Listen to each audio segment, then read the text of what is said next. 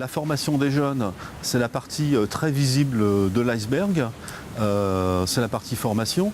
Il y a une partie qui est un peu moins visible en formation, c'est la formation pour le compte de l'institution des courses, puisque nous formons les commissaires, les futurs entraîneurs, les juges aux allures, etc.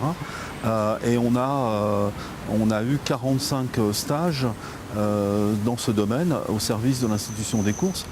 Et il y a une autre partie qui est encore qui est très discrète, hein. C'est le travail dans l'ombre au quotidien en matière d'action sociale que mène la FASEC. Un travail qui mérite d'être connu, qui soutient l'emploi, qui accompagne, qui favorise la santé et, dans un métier qui est difficile.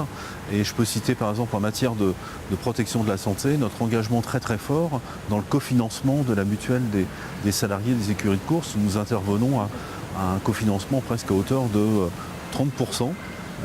Voilà, qui est prise en charge par la FASEC.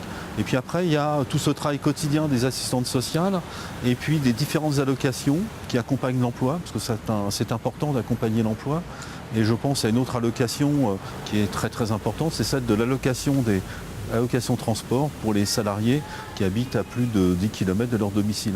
C'est un travail très très discret, mais clairement, toutes ces actions facilitent l'insertion professionnelle dans le métier et sont des actions qui aussi favorisent le maintien dans l'emploi.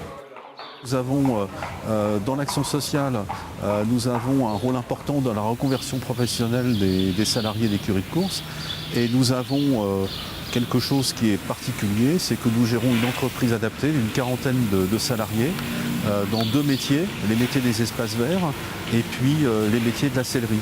Et tout à l'heure, on vous montrait quelques chiffres.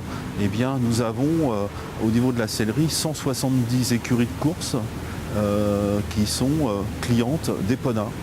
Et sur le secteur, par exemple, de l'aire cantilienne, eh bien, nous sommes le principal fournisseur en selle, en étrivière, etc., en matériel professionnel, fabriqué avec des gens qui sont passionnés par le cheval, qui ont cette expérience, qui ont une expérience dans le secteur, qui réalisent au quotidien un travail de qualité d'artisan. La particularité de cette édition, c'est de faire un focus sur une dizaine d'années. Et donc on a pris de nombreuses références par rapport à 2007.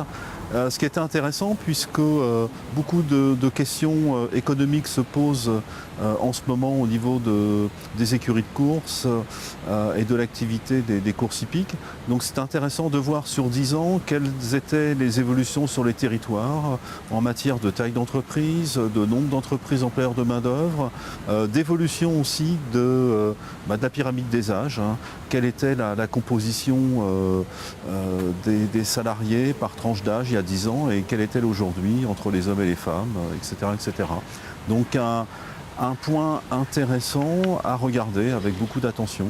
Dans les grandes tendances, on peut constater un relatif maintien des effectifs dans les écuries de course sur une dizaine d'années. L'on peut constater une évolution très très importante de la part de la population féminine dans les écuries de course. Aujourd'hui, 33,5% des femmes sont présentes, enfin il y a 33,5% des salariés qui sont des salariés femmes dans les écuries de course. On constate un ralentissement des mouvements de personnel dans les écuries de course parce que on a noté que près de 80% des salariés dans les écuries de course n'avaient pas changé d'emploi en 2016. Et c'est un chiffre qui, d'année en année, se renforce. Voilà, il faut constater que sur 4036 salariés, 3300, j'ai plus les chiffres en tête, mais 3300 n'avaient pas changé d'employeur en 2016.